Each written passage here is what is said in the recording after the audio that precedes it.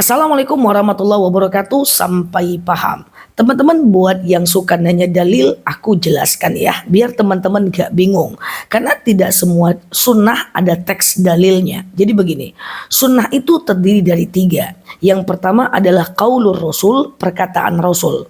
Yang kedua adalah af'ailur rasul, perbuatan rasul. Yang ketiga adalah takrirur rasul, ketetapan atau diamnya rasul. Kita bahas satu persatu, fokus dulu sebentar karena ini penting buat yang suka bingung dalilnya kok nggak ada ya. Oke, yang pertama adalah perkataan Rasulullah Shallallahu Alaihi Wasallam. Segala hadis, segala sunnah yang berasal dari perkataan Rasul itu ada dalilnya. Ya, contoh, man kana yu'minu billah wal yaumil akhir falyukrim jarahu. Man kana yu'minu billah wal yaumil akhir falyasil rahimah. Siapa yang cinta Allah, cinta hari akhir, maka perlalah silaturahmi. Apalagi dakma yaribuka, tinggalkan yang membuat engkau ragu, ambil yang penting. Apalagi man salaka tariqan yaltamisu fihi ilman sahalallahu bihi tariqan ilal jannah. Ya, siapa yang meringankan kakinya dalam majlis, maka Allah akan mudahkan baginya jalan menuju surga. Apalagi banyak dalil-dalil yang ada hadisnya, dan itu biasanya bersumber dari qaulur rasul, yaitu perkataan Rasul, ada hadisnya. Oke. Nah, yang kedua ada namanya hadis, yang ada namanya sunnah, yang sumbernya adalah perbuatan Rasulullah. Ya, sumbernya adalah perbuatan, bukan perkataan. Jadi tidak ada hadisnya.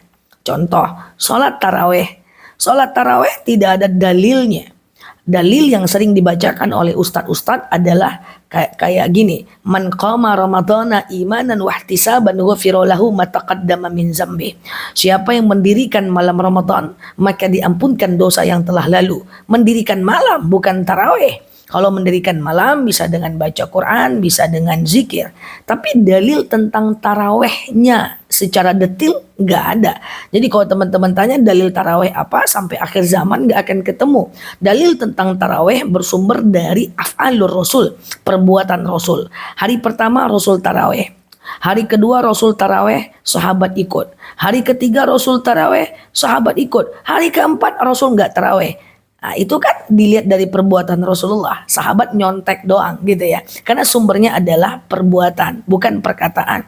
Lalu kemudian sahabat bertanya kepada Rasul, "Ya Rasul, kenapa engkau tak taraweh sementara kami udah berkumpul?" Apa kata Rasul? "Ya, karena aku tidak mau orang menganggap taraweh itu wajib.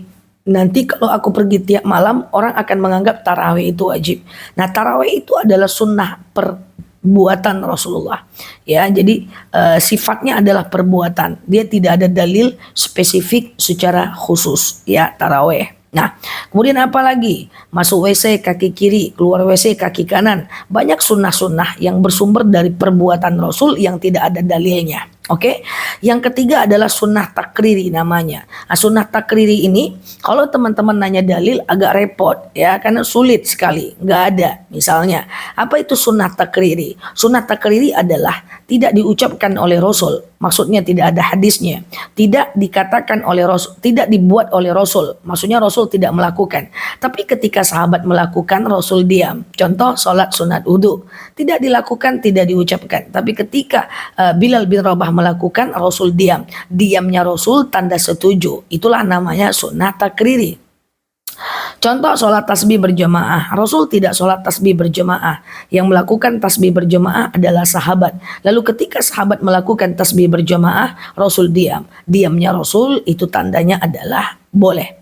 Contoh, sholat taraweh 20 rakaat. Rasul seumur hidup taraweh cuma 8 rakaat. Tidak ada Rasul taraweh 20 rakaat. Lalu kenapa ada yang melakukan taraweh 20 rakaat? Itu namanya sunnah takriri. Ketika dilakukan oleh sahabat, Rasul diam. Jadi sunnah takriri adalah tidak dilakukan oleh Rasul, tidak dilakukan oleh sahabat. Tapi ketika ketika tidak dilakukan oleh Rasul, tidak diucapkan oleh Rasul, tetapi ketika dilakukan oleh sahabat, Rasul diam. Diamnya Rasul tanda itu boleh. Dan banyak sekali sunnah takriri yang tidak ada dalilnya, tapi tetap disunnahkan untuk kita. Oke, sehingga kita paham ya bahwa tidak semua sunnah mesti ada dalilnya. Oke, terima kasih telah menemani Neloki di sini. Like, share video saya ini, follow kanal saya ini dan sampai paham. Assalamualaikum warahmatullahi wabarakatuh.